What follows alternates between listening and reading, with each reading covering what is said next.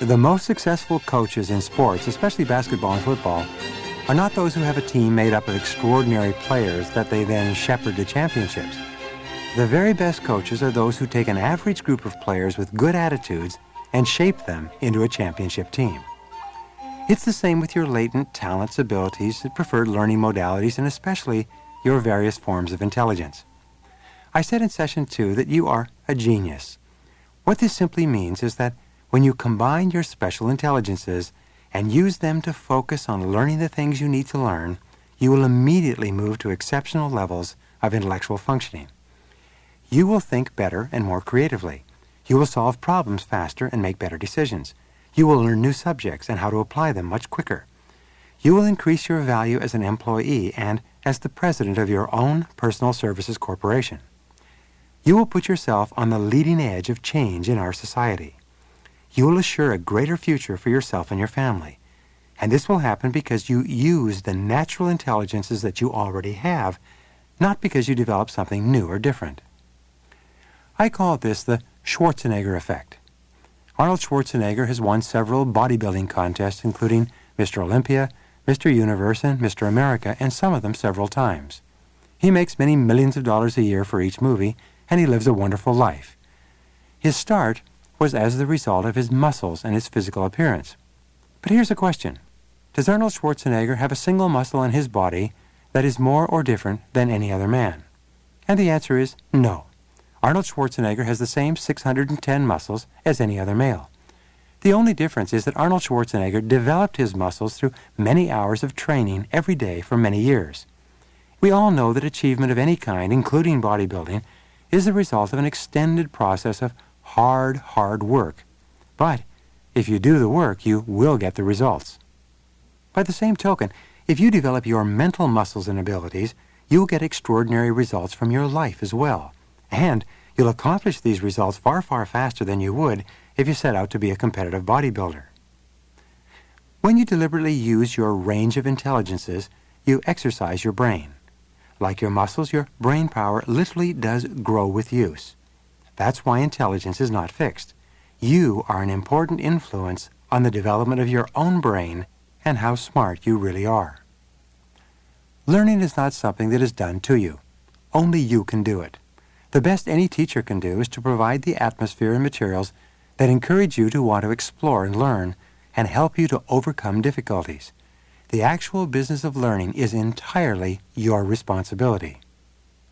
You must keep saying to yourself, if it's to be, it's up to me. You are 100% responsible for who you are and for everything that happens to you. The more you accept this responsibility and all that it implies, the more you will take full control over the realization of your individual potential. Once you've taken in information using the principles we taught in the previous session, you then have to turn those facts into knowledge. For true learning to take place, you have to do something. Turning the facts you've acquired into knowledge that you really understand and can use is the job of the third stage of learning, which is called exploring the subject. You now need to deepen your understanding of the subject by exploring it in one or more ways that suit your unique combination of intelligences. When you do, you'll be using your full range of mental powers. This is whole brain accelerated learning. This is how you convert theoretical data into useful, personal, practical knowledge. This section is the critical link that makes accelerated learning available to you for the rest of your life. It contains a lot of new ideas for you to try. So take these coming ideas bit by bit. Listen to them, review them in the workbook, and try them out whenever you get a chance. Remember, if you thoroughly learned one new idea per month, within a year you'd be in the top 1% of learners in the world. The breakthrough work by Dr. Howard Gardner and his colleagues at Harvard University has demonstrated that when you put your range of intelligences to good use, you greatly increase your learning ability. Each type of intelligence that you have represents a different way to explore the subject. It represents a different ability that you can call on to tackle the problem. This new way of looking at intelligence tells us three critically important things. First, as we said before, intelligence is not fixed. A person can be excellent in one situation and appear to be highly intelligent. yet he may be a complete lost in a different situation. A person who may be a brilliant manager at work may be completely unable to set the clock on a VCR at home. An absent-minded professor may be brilliant in his subject, but unable to find his car in the parking lot. Second, intelligence is not IQ as much as it is a set of abilities and skills. You can develop and improve your intelligence by learning to use your abilities to the full. The purpose of this program is to give you the necessary tools and techniques to develop these skills. Intelligence is demonstrated by what you do and achieve. When you become a good doer, you demonstrate your intelligence. Imagine a brilliant Harvard graduate with a PhD in nuclear physics driving on a lonely stretch of road when his car breaks down and stops. There's virtually no traffic on the empty road. After about an hour, an old pickup comes along with a young fellow with a limited education driving. He stops the car and asks if the professor is having problems. When he learns that the car is broken down, he lifts up the hood, checks out a few things, jiggles a few wires, makes a couple of adjustments, and then tells the professor to give it a try. The professor puts his key in the ignition and the car comes to life and is ready to go again. Now here's the question. Which of the two is most intelligent?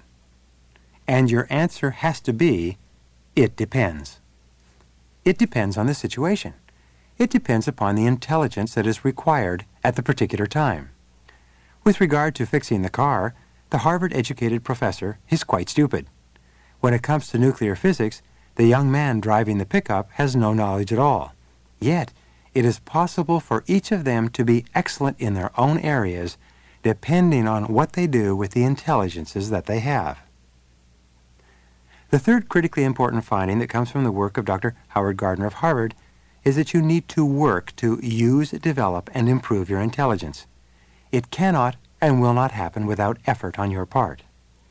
Consciously using your full range of intelligences, like developing all the members of your team, leads to balanced learning. This is learning that not only suits your current strengths, but which also enables you to develop and grow as a person.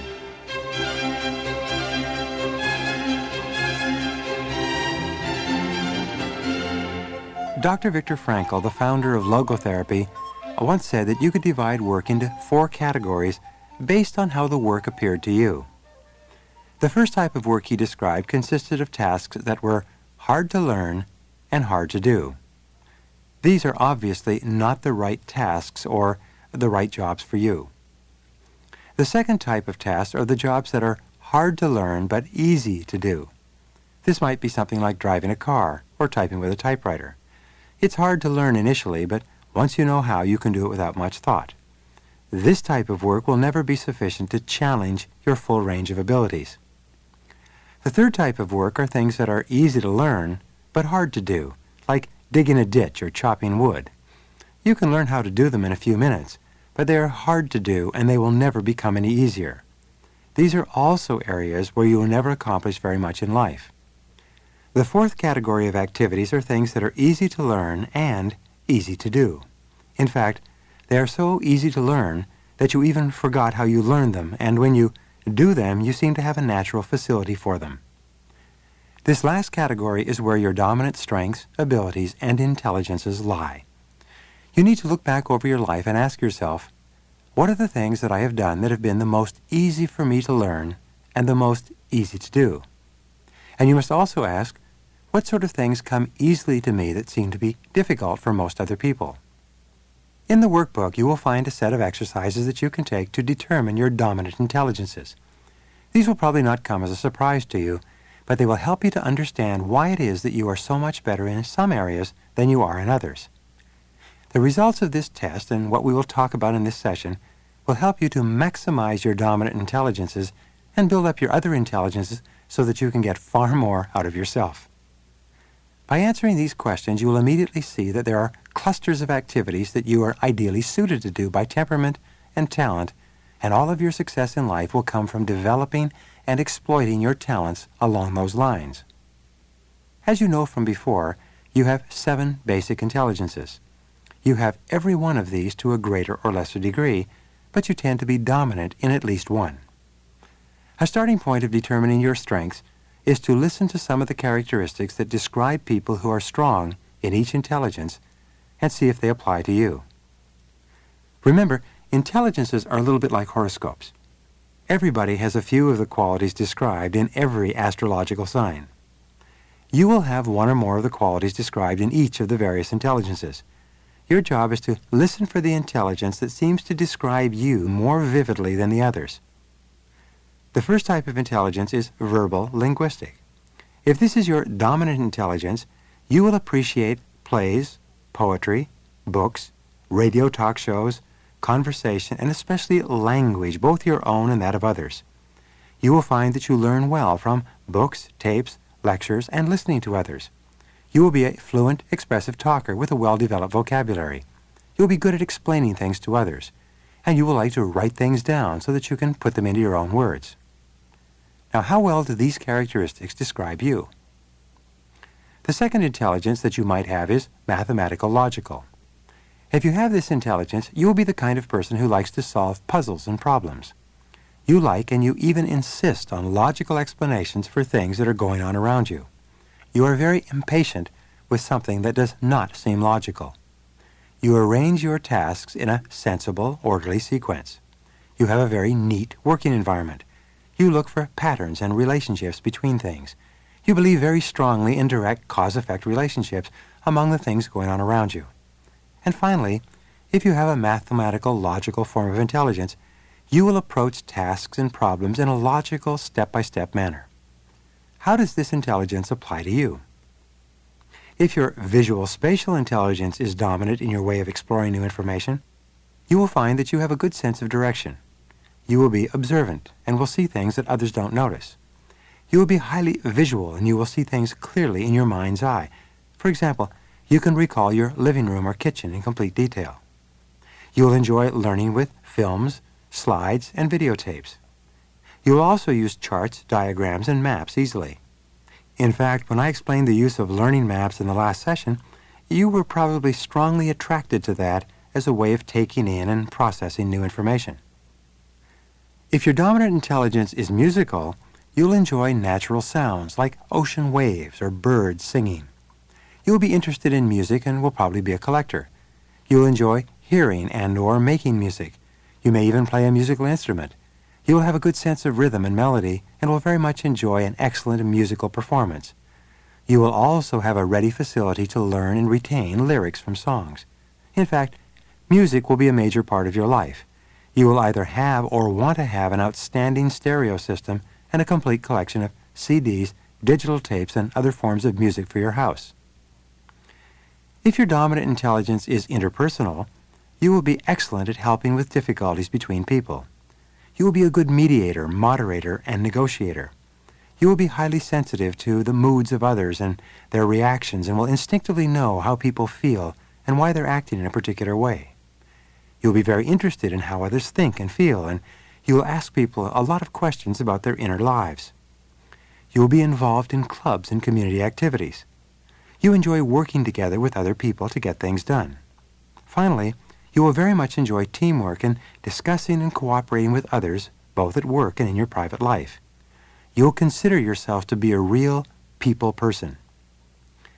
This is one of the most important and valuable intelligences of all in terms of working effectively with others to get things done. If you are dominant in intrapersonal intelligence, you will be the kind of person who likes to daydream, imagine, and fantasize about things you would like to do and places you would like to go. You'll enjoy doing things independently of others. You may be intensely individualistic. You'll appreciate privacy and quiet for working and thinking. You like to work by yourself in a quiet, structured environment. You have an in-depth understanding of your own feelings and thoughts and why you do the things you do.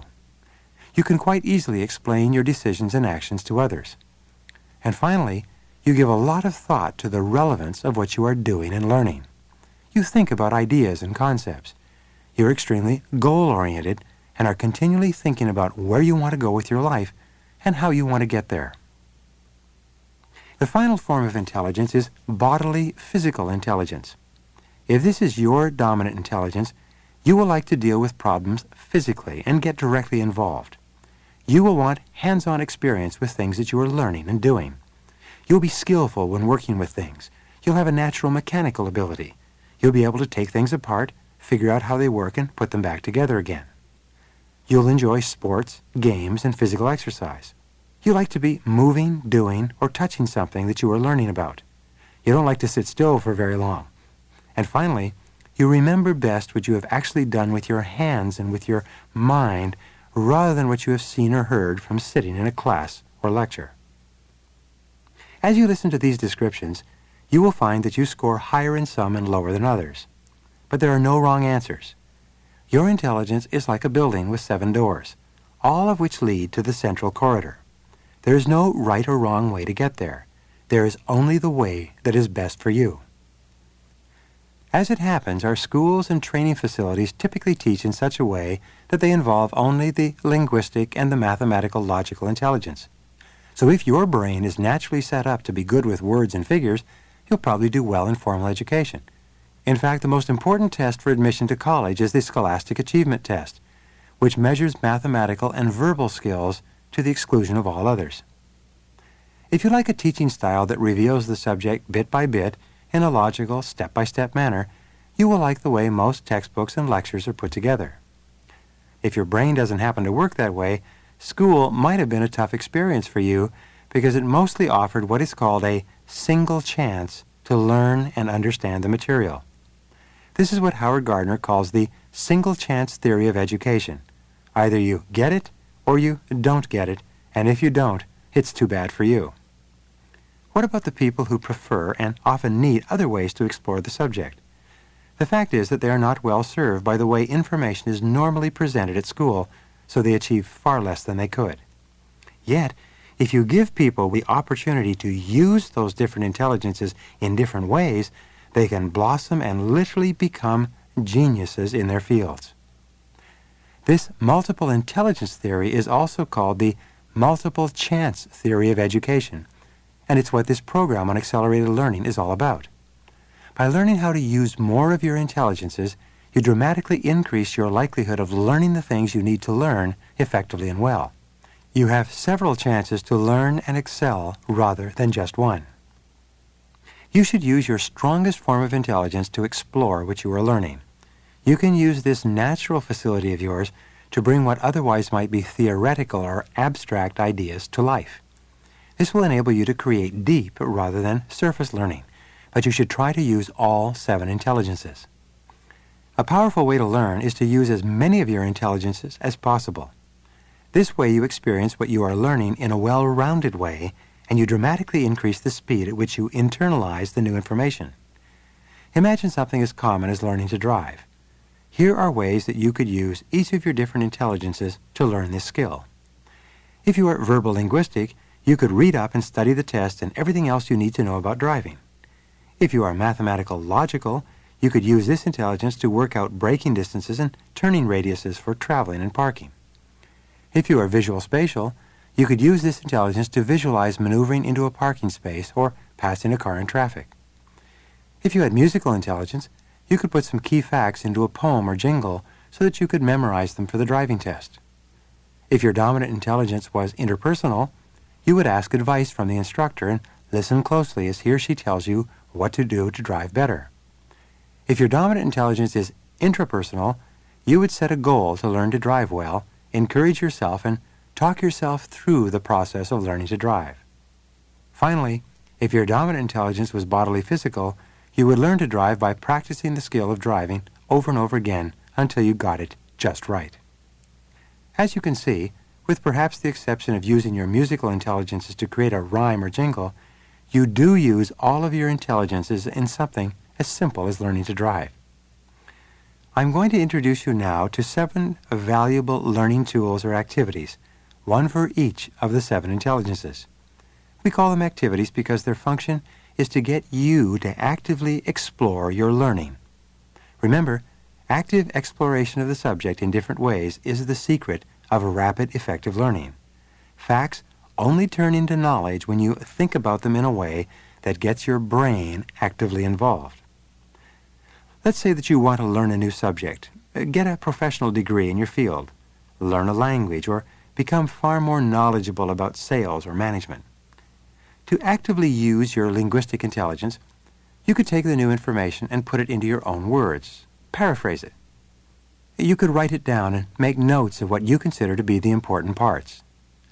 To develop your mathematical logical intelligence, you could list the main points in a logical sequence and then number them. You might even create a graph or a chart to illustrate the points.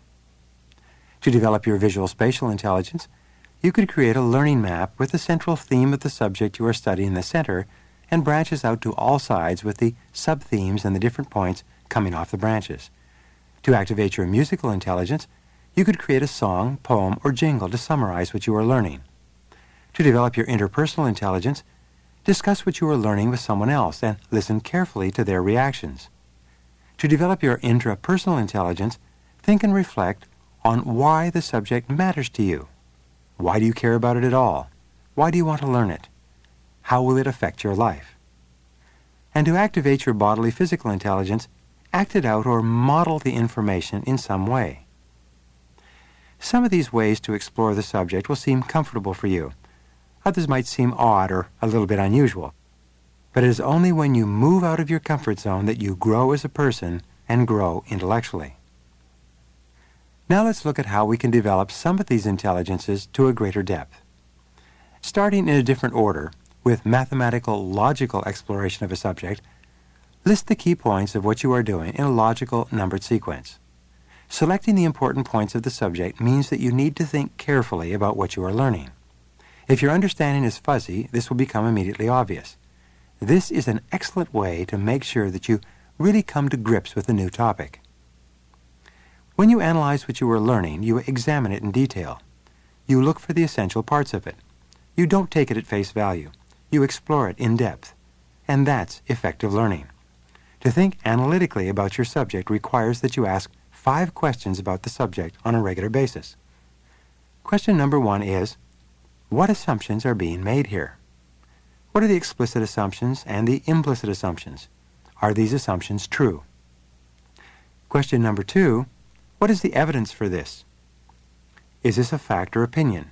If it's opinion, can you trust the source? If it's a fact, is it always true? The third type of question you might ask is, can I think of a good illustration or example of this? Does this fit into any other category or class of things that you're familiar with? Question number 4 is, what opinions or conclusions can I draw about this? Are these opinions or conclusions justified by the material? And question number 5, what are the unique points in this? What are the key points and the new points? This type of questioning process makes sure that you always stop and think about what you are learning. One of the biggest faults of thinking is that we jump to conclusions by accepting our first reaction or thought in any situation. But initial conclusions may not always be right. You can actually become more intelligent by taking a little bit more time to analyze the incoming material before you make a decision. Next, you can use linguistic exploration to develop and expand your intelligence by putting things into your own words. This requires that you really understand the material. One way to do this is to brainstorm all the things you feel you have learned on the subject. Simply write down or speak into a tape recorder everything you can think of. Then, skim through the pages of the book to jog your memory and to add further thoughts. Be sure to put these things into your own words rather than copying out or merely repeating chunks of the text. You will now have a list of points from the new information. You can then organize these points in a way that is meaningful to you. For example, you can write out what you consider to be the 5 most important points and then put them on index cards. Another way you can explore a subject using your linguistic intelligence is to imagine that you are either writing a letter to a friend or telling a friend about the subject you are studying. Imagine that the friend knows very little about the subject, so that your language must be clean, clear, and straightforward. This will force you to really think through what you are learning. Linguistic intelligence is more important because the more vocabulary you have, the more accurately you can express yourself. It's a good idea for you to jot down every unfamiliar word you come across and look it up as soon as you can in a dictionary. The more words you have, the better you can think. Reading to children and encouraging them to read as they grow up is one of the most helpful things that a parent can do for a child. There's a direct relationship between the quality of your vocabulary and the quality of your life. To develop your intrapersonal intelligence, you can use it to explore information by going into subjects on a personal level. The more you dig into a subject, the more interested you become in it. Whatever the subject you are learning, ask or read about the background, especially the human interest part. If the subject is art, music, or drama, ask what was in the creator's mind. What did he or she do differently from anyone else before? If the subject is history, you might visualize the characters of the people who created the political and social changes. Get your emotional brain involved. Look for the human interest in history, mathematics, textbook subjects, or learning in an industrial environment. The secret of creating interest in a subject is to look for something that has personal significance for you. Look for anything that will create that first spark of interest. Then, the genuine interest in the subject follows. It is people that make subjects interesting. The unusual makes subjects interesting. Unexpected connections make subjects interesting. Above all, you become interested in a subject when you can answer questions like, why does this matter to me? How can I use this data? What significance can I find in this for me? To explore a subject using your visual spatial intelligence, create a learning map where you can summarize all the information in the form of pictures. With a learning map, you can lay out the information in a way that makes sense to you. You can then reorganize it to show the connections between the various pieces of information. A friend of mine teaching a psychology course had his students use this method in a very interesting way. He had each student take a large manila folder and then cut out words and pictures from magazines that the student felt illustrated the way he or she really was inside. All of these clippings were then glued on the pages inside the manila folder. Then each student was asked to take additional clippings and put them on the outside of the folder that illustrated how the student felt he or she was seen by other people. The students were using their visual spatial intelligence to create pictures of their inner and outer worlds. They then exchanged folders with other students and discussed what they had concluded. It was an extremely illuminating and eye-opening exercise in interpersonal psychology. To explore a subject using your interpersonal intelligence, have a discussion about what you are learning with other people. Ask them questions. You will gain from other people's experiences and insights. This method is even better if that person will ask you hard questions and even challenge your opinions and conclusions. Informal discussions about a subject are invaluable. A really good way to open up an informal discussion is to ask people what they think about the subject you are discussing. How do they feel about it? Remember, informal learning is the very best of all.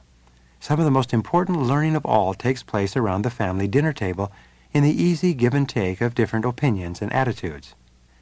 You can really enhance the quality of your family life by encouraging everyone to regularly discuss what each of them is doing and how each of you can learn or benefit from their knowledge. As a parent, you should ask your children about what they think of some of the ideas in this program. Let them tell you their feelings and experiences about learning. Do they get on well in a particular class? Why is that? Does the way the class is taught match the way they like to learn? Now, don't be too alarmed if your children initially react negatively to a discussion about teaching and learning. Many children are already turned off by any mention of study because they feel they cannot succeed in certain subjects. However, they are the ones who will most benefit from these ideas. To explore a subject using your bodily physical intelligence, act out or role play what you are learning. As Benjamin Franklin said, an ounce of experience is worth a ton of theory. Acting out something that you are learning allows you to turn a theory into something more memorable. Role-playing helps you to explore what you are learning by acting out a new role in a safe situation. Role-playing can also help you to understand other people through acting out their roles. It helps you to see the world from their point of view. A great role-play to accelerate your learning is to imagine that you have been sent to this course or that you are reading this material preparatory to teaching it as a subject to your co-workers and friends. This is called dual plane learning, where you simultaneously think about teaching as you are learning it. It doubles the rate at which you internalize the information. Imagine yourself standing up in front of the room teaching the key points of the material that you are currently taking in. You will be amazed at how much better you concentrate on it when you think about teaching it later. Another bodily physical way of exploration is to write it out in your own words. Since writing is a physical exercise, You shouldn't be surprised that when you write something down, you learn better.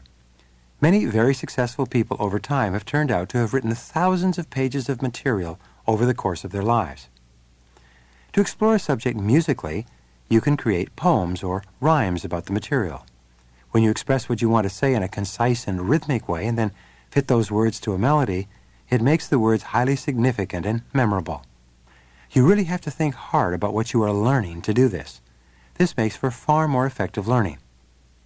One very successful way to musically explore new information is to play classical music in the background and then recite the information you're learning in the same rhythm and cadence of the classical music, exactly as if you were singing along with the music in your own words.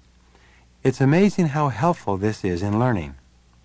By the way, modern technology allows us to see which areas of the brain are working at any one time. What we found is that the same area of the brain is engaged when someone is engaged in mathematical reasoning as when they are performing and reading music. Research from test schools, including the Face School in Montreal, indicates that when 1 hour a day of music, art, or drama is added to the timetable, grades in all the other subjects can improve by as much as 20%. Active involvement in music and the arts is a centrally important element in raising confidence, enjoyment, and actual grade standards in school. Just playing classical music in the household causes children to get much better grades in math and science. There are many ways to explore a subject using your various intelligences. Perhaps you're beginning to come up with ideas of your own to use your brain power more fully. Just for luck, here are another 7 ways to use your 7 intelligences to speed up the rate at which you internalize new information. To develop your linguistic intelligence, describe the new subject out loud. Form questions that you want answers for, and then find the answers and repeat them aloud as well. Remember, when you speak in your own words aloud, you double the impact on your memory. To develop your mathematical logical intelligence, make a flowchart or diagram that expresses what you are learning in a step-by-step manner. The more systematically and logically you organize material, the more intelligent you will become in this area. To develop your visual spatial intelligence, create a strong visual image of what you are trying to learn in your mind's eye. Create a sort of mental TV documentary. Or you can make a poster for your wall of what you have learned by cutting out clips and pictures of words and illustrations of what you want to accomplish. To develop your musical intelligence more, choose and play appropriate background music as you think about the topic. Try to choose music that represents what you are learning. In any case, always have classical music playing when you are studying by yourself. To intensify your interpersonal intelligence, teach what you are learning to someone else, or compare notes with someone else who is doing the same program. Asking them what they think is the most important point and why they think these parts are more important than others is an excellent way to learn. To develop your intrapersonal intelligence, take time to quietly reflect on the subject. Ask yourself, how does it fit in with what you already know? How does it relate to your past experiences? What effect on your life could it have if you learned it fluently? Finally, to develop more of your bodily physical intelligence, create index cards of the main ideas and sort them out in a logical order. Carry these as flashcards and look at them from time to time. You can also pin the cards on a notice board and look at them regularly. You can even move the cards around on a notice board to change their sequence and order. When you learn anything in any way, a memory track is laid down in your brain. At first it might be a fairly weak track. It's like creating a track through the jungle or a cow path across a pasture. The first time the pathway is poorly defined, but with repetition the path becomes deeper and deeper. As this mental groove becomes deeper, you think faster and more easily on that subject. It's very much like the gutter in a bowling alley. Once the ball goes into that groove, it stays in it all the way down to the end. By the same token, when you develop a deep and narrow groove in your brain by constant repetition of new information in different ways, you become smarter and smarter and you think faster and faster on that particular subject. In this session, you've been introduced to 14 proven effective ways to explore any subject in depth, 2 for each of your 7 intelligences. You can use any combination of these you choose. Typically, you might use 1 or 2 types of exploration for any given learning task. Which activity you choose will depend on your personal learning preferences and the requirements of the specific learning task. Different types of exploration will better suit different learning tasks, but exploration is the vital stage to effective learning. That's why the idea of a learning toolkit is so important. The more tools you have, the more likely it is that you will choose the right tool for the job. When you use your full range of intelligences to explore new information, you create a fully balanced learning experience. It brings information to life. It turns new information from surface knowledge to deep understanding. It enables you to relate what is new to what you already know. And the more you have the determination to move out of your comfort zone and explore your additional intelligences, the smarter and quicker you will become, the better decisions you will make, and the more rapidly you will move ahead in your field.